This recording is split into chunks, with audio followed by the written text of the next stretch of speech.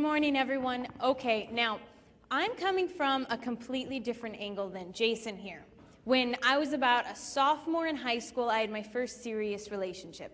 And after a while of dating, we thought we were in love and everything was great. And slowly, we started to get very physical. And slowly, the pressure started to set into the relationship. And he said, well, girl, if you really loved me, if you truly loved me, you'd prove it to me. So I needed advice. So I went to my girlfriends and I said, well, he kind of wants to do this with me, and he wants to do that. And they said, well, if you aren't doing this with him, and if you aren't doing that with him, then I mean, well, what's wrong with you? Everybody's doing it. You love him, right? And I thought, well, yeah, I love him. They said, well, then what's the problem? So at the age of 15, I lost my virginity, thinking it was going to cause this huge, great emotional bond between us. We were going to be on cloud nine and so in love. And in all actuality, it eventually destroyed any love in the relationship, and all respect was just thrown out the window. Because if I couldn't even respect my own body, how was he supposed to respect it? And after a while of dating, it seemed like he didn't want to spend time with me anymore. He was basically spending the time with my body. Now, when a girl is being used, she knows it. She knows it in the depths of her heart. She may deny it, she may ignore it, but she knows it, and I knew it. And after a while, we were constantly fighting. He was cheating on me, and we broke up and went our separate ways. Now, I will never forget the day when he walked away from me for the very last time. And as he walked away from me, all I could think about was that guy's taking something with him that never belonged to him in the first place. But I can't get it back, right? What's the point? It's already gone.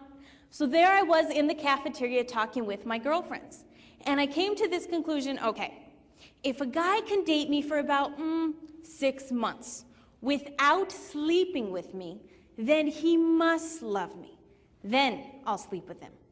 And I think now 6 months, 6 months is the price that I put on my body. If he gives me just a little bit of that time and just a little bit of that attention, that's the definition of love. And I carried this mentality all through high school. He was the first guy that I slept with, but he wasn't the last, because it starts a vicious cycle. And after a while, I was pretty deep into it. Now, I'm not standing up here pointing my finger at you guys, saying, you guys, you're the problem. No. I happen to believe that you guys will be as much of a gentleman as we ladies require. Now, I wasn't acting like a lady back then, nor dressing like a lady back then. Therefore, they didn't feel the need to rise up and act like a gentleman around me. And what seems to happen sometimes is that girls will give guys sex for the sake of getting the love from them. And guys will give girls the love for the sake of getting the sex from the girls. And it can go both ways. Now, with this lifestyle, I got into the partying, I got into the drinking, I got into the clubbing. You name it, I was into it. And granted, at the time, yeah, I thought it was a lot of fun. It was very attractive, and I know what that's like. But I also know what it's like to wake up the next day when that party's over, when those friends are gone, and when I was there by myself. And I remember waking up thinking, I can't believe I did that last night. I hope I don't have to see his face in the hallway at school on Monday. What if he tells everybody what we did last night? What if I'm pregnant? What am I going to tell my mom? What if I have a disease now? What am I going to do? All of these things constantly going through my head. And the night before, my friends would always say to me, oh, it's all fun and games. Don't worry about it. It's not a big deal. But I can promise you and stand up here today and say, the next morning, the fun and games was over. And I woke up hating myself, and I woke up with nothing but disgust and regret. And I knew deep in my heart, it wasn't worth it. There was a girl that came up to me after one of our talks, and she said, you know, during the talk, I was thinking all the hooking up with guys, all the going to parties, doing this and that. She goes, I realized I was just a prostitute who wasn't getting paid. And it hit her. It hit her hard. Now, after a while of living this lifestyle, my mother had an idea what was going on in my life. Most parents have an idea what's going on in your lives. As much as I thought I was fooling my mother, I was really fooling myself. And she came up to me one day and she said, Kristalina, there's a talk on relationships this weekend, and you're going to it. I said, a sex talk. Are you kidding me? I'm not gonna go listen to some dork talk about sex. Thanks, but no thanks. She said, no, you're going, I don't care if you like it or not. And I thought, fine, okay. I'll go to her little talk. I'll sit in the very back of the room for 15 minutes, and I'm out of there. I have a party to go to. I have friends to see. I don't have time. And in that 15 minutes that I sat there, my life was changed. There was a guy who was very honest, blunt, and real. He talked about all of the girls, all of the sex, all the pornography, all of the partying he had been into, and he just laid it out. And I felt like that guy, he had grabbed my hand out of the audience, and he walked through my life. Like he could see the things I was most ashamed of and hiding, and I thought, well, what's the difference? He's done the same exact things I've done, and I just watched him, and he just had this peace, this joy, and this confidence that he carried about himself that I didn't see that in my friends. I didn't see that in the places I went to, and I definitely didn't see that in the guys I was dating, and I wanted it. But he had one quality above all of them that I wanted more than anything. He wasn't ashamed of himself. I sat in my seat trying to figure out one day that I hadn't been ashamed of myself after I'd started living that lifestyle. I couldn't find one. A single day of just true peace and joy, not worried what I'd done prior that night, prior that weekend, prior that month. Never any peace, always worry. And I realized in that moment, I needed to get my standards out of the gutter and raise them as high as I possibly could, and I needed to start respecting my body for once. And I went home that night and I wrote down every single thing that I had done, which was a lot and it was very overwhelming. Then I wrote down everything this guy had said to me, and I put it in an envelope and I hid it in my bedroom because I knew that weekend that temptation was gonna be there. And I can promise each and every one of you, those temptations will always be there. But God always promises a way out. And in a sense, that letter was mine. And sure enough, that weekend, there was that party, there were my friends, there were those guys, and I ran to that letter. And it was a very harsh reminder what was there waiting for me, and I didn't do it again. Instead, I wrote another letter, and every single time I was tempted to go back to that lifestyle, I would read my old letters and write a new one.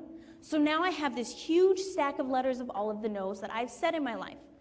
Now, Jason here has waited 27 years for his future bride. In 2 weeks, we're getting married. I can't stand up here and say, on those Friday nights, on those weekends I was out partying with my friends, I held myself back for love of him. That I was respecting my body for love of my future husband, because I wasn't, and that's a lie. And I can stand up here and I can look in your eyes, all of your eyes. But every day for the rest of my natural life, I will look into those eyes. And it tears me up that I allowed someone to rob him of a gift that was meant solely for him and no other. Now, Jason knows everything I've done in my past. He knows it all and he accepts it all. But he loves me for the person that I've become, and that's what matters most. But when I turned my life around, a lot of my friends, they didn't get it. They thought it was some big joke. They just constantly made fun of me. They're like, well, what are you, a prude now? What are you too good for us? What's your problem? They just couldn't get it. And they were just constantly making fun of me. And I went home one day and I told someone what was going on. And the best advice they could give me was, oh, don't worry about it. Just ignore it. You're doing the right thing. Well, I tell you today, if anyone makes fun of you for living out a lifestyle of chastity, of purity, of respecting your body, and you get made fun of for that, you remember it. You remember every single word they say to you. Go home, make a book of it, write it all down.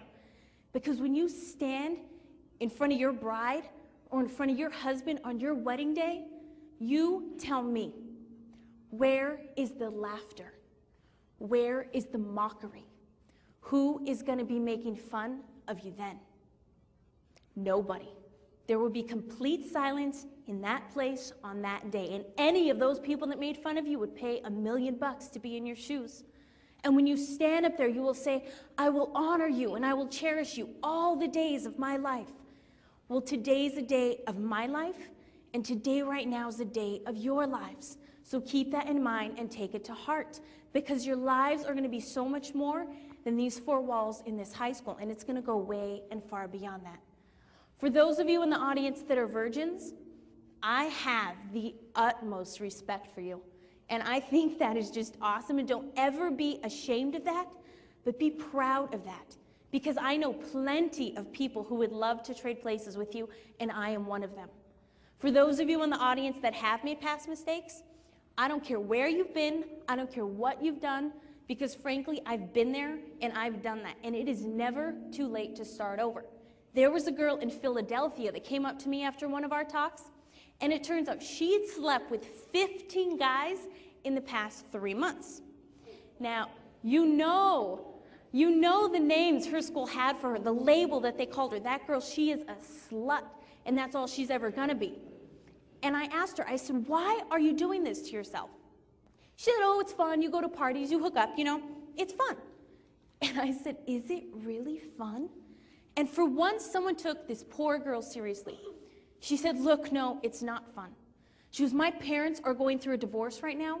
The minute I walk into my home, there's nothing but hurt and hate. And just for the moment when those guys hold me, it feels like love. Even though I know it's not, at least I feel like somebody wants me. That girl is not a slut. She's not a this, she's not a that. She has a heart identical to yours and to mine. And ultimately, all that we want is love. So if it's too late for her to start over, then it's too late for me to start over. And frankly, it is never too late for anyone to start over. I don't care who you are, where you've been, what you've done, it doesn't matter. All that matters now is where you go from here. Now, later on in the talk, I'll give you a couple means and ways that you can actually live this lifestyle out. Thank you.